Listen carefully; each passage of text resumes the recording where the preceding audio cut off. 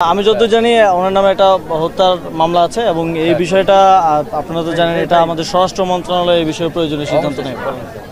প্রায় এক মাস চিকিৎসা শেষে দেশে ফিরেছেন সাবেক রাষ্ট্রপতি আব্দুল হামিদ। মূলত তিনি তার রাজনৈতিক জীবনে ছাত্রলীগ ও আওয়ামী লীগের সঙ্গে জড়িত। এ কারণে আওয়ামী বিরোধী শিবিরে তাকে নিয়ে আপত্তি রয়েছে। অনেকে গ্রেপ্তারের দাবিও জানান। গতকালকে আমরা দেখলাম যে আব্দুল হামিদ যে রাষ্ট্রপতি ছিল, আওয়ামী লীগের যে কয়েকজন সুবিধাভোগী বাংলাদেশে ছিল তার মধ্যে অন্যতম তিনি। এক্সট্রা জুডিশিয়াল কোনো অ্যাকশন তাদের উপর হোক, বিচার বহির্ভূত কোনো কাজ হোক, তাদের উপরে হামলা হোক বা আমার জীবনে বঙ্গবন্ধুর কথাই শেষ কথা। ছাত্র হিসাবে খুব একটা ভালো ছিলাম না, এটা অনেকেরই জানা। আমার বিরুদ্ধে মামলা দিয়েছে, ওয়ারেন্ট ইস্যু করেছে, আমি সেই মামলা মোকাবেলা করতে যাব, তাহলে আমাকে যেতে দেওয়া হবে না কেন? ওদের বোধহয় ধারণা ছিল যে মামলা টামলা দিলে বোধহয় আমি ভয় আর দেশে আসবো না। তা আমি যে না, আমি দেশে যাব এবং আমি কোর্টে আমি মামলা ফেস করব, আমি মামলা মোকাবেলা করব।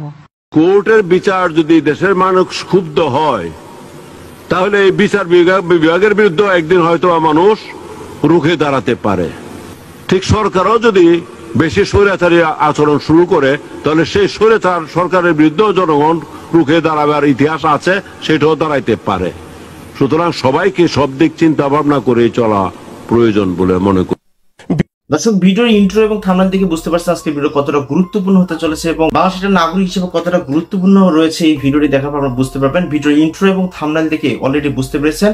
তো আপনারা ধৈর্য সহকারে পুরো ভিডিওটি দেখবেন এবং আপনাদের মূল্যবান সময় নষ্ট করতে চাই না, সরাসরি আমরা ভিডিওটি দেখে নেই, না টেনে সম্পূর্ণ ভিডিওটি দেখতে থাকুন। চলুন আমরা ভিডিওটি। এই অপরাধে যদি ওনাকে ফাঁসি দিতে পারেন, ফাঁসি দিতে চান, গ্রেপ্তার করতে পারেন, তাহলে করেন। আমি ওনাকে বেশি একটা পছন্দ করতাম না, কারণ ভিন্ন রাজনীতি করতাম, কিন্তু আমার কাছে এটা মনে হচ্ছে।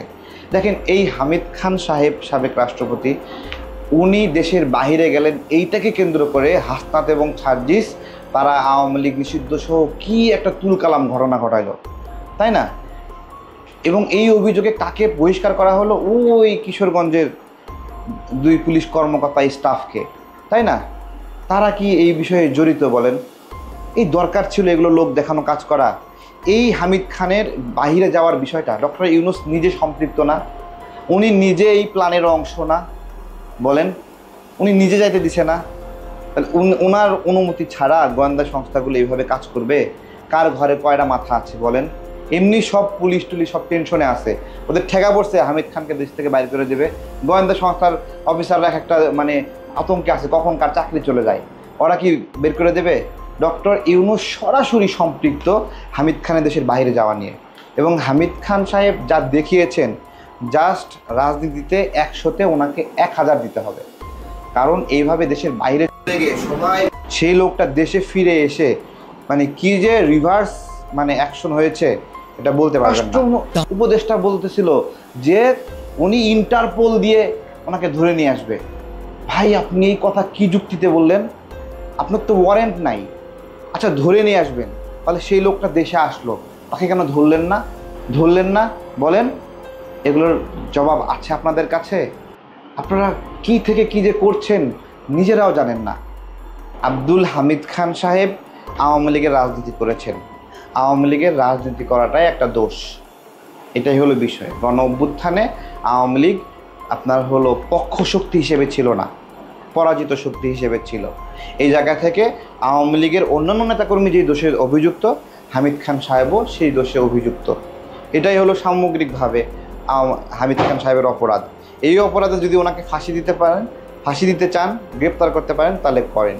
ঠিক আছে, পিওরলি আদেশটা কই থেকে আসছে গণহত্যার জন্য, এটা আমাদেরকে খুঁজে বের করতে হবে এবং সেই জায়গাতে অভিযুক্ত করে তাদেরকে আইনের আওতায় নিয়ে আসতে হবে। শেখ পরিবারের একজন সদস্য গতকালকেও দেশের বাইরে চলে গেল।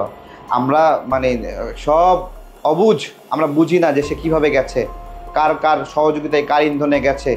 সরকার এগুলো কিছুই জানে না। এই তো ভালো, সরকার কিছুই জানে না, শুধু আমরাই জানি এগুলো।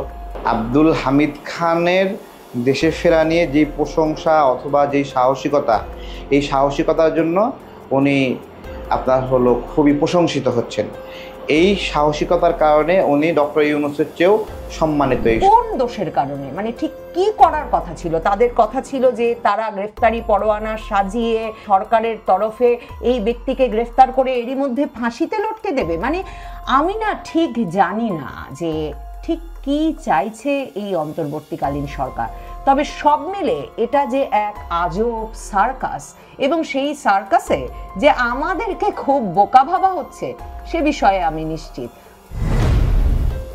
বাংলাদেশে ৮৩ বছর বয়সী এমন এক খুনি ফিরে এসেছেন, দাগী আসামি ফিরে এসেছেন, যাকে নাকি অন্তর্বর্তীকালীন সরকার, ডক্টর মোহাম্মদ ইউনূসের সরকার ইন্টারপোল লাগিয়ে সারা পৃথিবীতে খুঁজছিল এবং বলেছিল যে ইন্টারপোল লাগিয়ে তারা ফিরিয়ে নিয়ে আসবে সেই দাগী আসামিকে।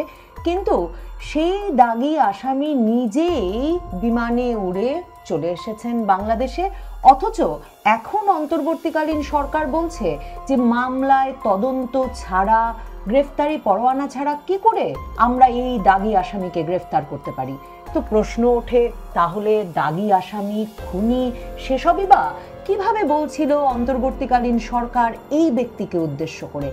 ৮৩ বছর বয়সী এই ব্যক্তি প্রেসিডেন্ট আব্দুল হামিদ বাংলাদেশে ২০১৩ থেকে ২০২৩ সাল এই সময়কালের মধ্যে, অর্থাৎ আওয়ামী লীগ আমলে ২ দফায় বাংলাদেশের প্রেসিডেন্ট ছিলেন।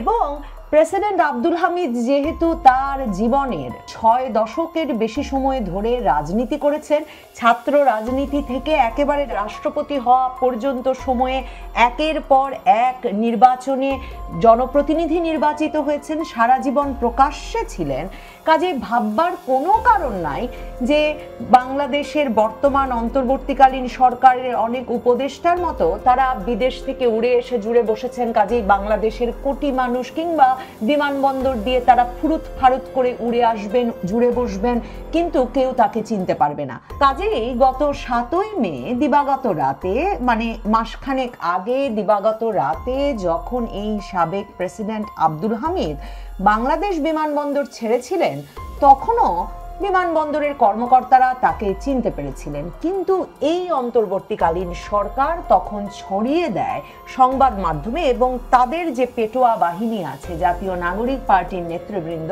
তারা হুঙ্কার ছাড়তে শুরু করে যে খুনি পালিয়ে গেছে, ইন্টারিম সরকার খুনিকে পালিয়ে যেতে দিয়েছে। এবং হাসনাত আব্দুল্লাহর সেই স্ট্যাটাস পড়া মাত্র সবসময় যেটা হয়, অন্তর্বর্তীকালীন সরকারের উপদেষ্টারা কেঁপে ওঠেন। আইন উপদেষ্টা ডক্টর আসিফ নজরুল সাথে সাথে স্ট্যাটাস দিয়ে বলেন, আমি দায়ী নই, আমি দায়ী নই, আমার আওতার মধ্যে পড়ে না বিমানবন্দরে খুনিদের আটকানো। স্বরাষ্ট্র উপদেষ্টা জাহাঙ্গীর আলম চৌধুরী, যিনি বাংলাদেশের কোনো অপরাধ এখন পর্যন্ত আটকাতে পেরেছেন এবং কাকে উনি অপরাধ ভাবেন, কোনটিকে অপরাধ ভাবেন না, সেটি এখনো যখন আমাদের কাছে পরিষ্কার না, সেই জাহাঙ্গীর আলম চৌধুরী বীর দর্পে হাজির হয়ে বললেন কেউ ছাড়া পাবে না, যারা যারা জড়িত তাদের সকলকে ধরা হবে। বলেই বিমানবন্দরের ইমিগ্রেশন কর্মকর্তা, কিশোরগঞ্জের পুলিশ সুপার, এদেরকে সাময়িক বরখাস্ত করা হলো। এর ছাড়া আব্দুল হামিদের বিরুদ্ধে মামলার তদন্তকারী কর্মকর্তা, কিশোরগঞ্জ সদর থানার একজন উপপরিদর্শক, পুলিশের এসবির একজন উপপরিদর্শক, যিনি নাকি তখনও ট্রেনিং শেষ করেন নাই তার চাকরির, এমন ব্যক্তিদেরকে সাময়িক বরখাস্ত করে দেওয়া হলো। সরকার বলল, মানে স্বরাষ্ট্র উপদেষ্টা বললেন, প্রয়োজনে ইন্টারপোল দিয়ে। বর্তমান প্রেক্ষাপট অনুযায়ী বিএনপি তারা চাচ্ছে খুব তাড়াতাড়ি নির্বাচনে, এনসিপি যাচ্ছে এখনই যেন নির্বাচন না হয়, এবং জামাত ইসলামও যথেষ্ট সময় দিতে যাচ্ছে ডক্টর ইউনূসকে। তবে আপনাদের কি মন্তব্য এই ব্যাপারটা? বর্তমান রানিং সময়ে বাংলাদেশের মধ্যে কোন রাজনৈতিক দলটি বাংলাদেশের মধ্যে আসলে সে দেশটি দেশের উন্নতি করতে পারবে, আর কোন দেশটি আসলে চাঁদাবাজি করবে, আর এই ব্যাপারগুলো আপনাদের কি মন্তব্য সেটা আমাদের কমেন্ট বক্সে জানিয়ে দিন। আজকে ভিডিও পর্যন্তই। চ্যানেল নতুন হলে সাবস্ক্রাইব করুন, বন্ধু হয়ে পাশে থাকুন। আল্লাহ হাফেজ।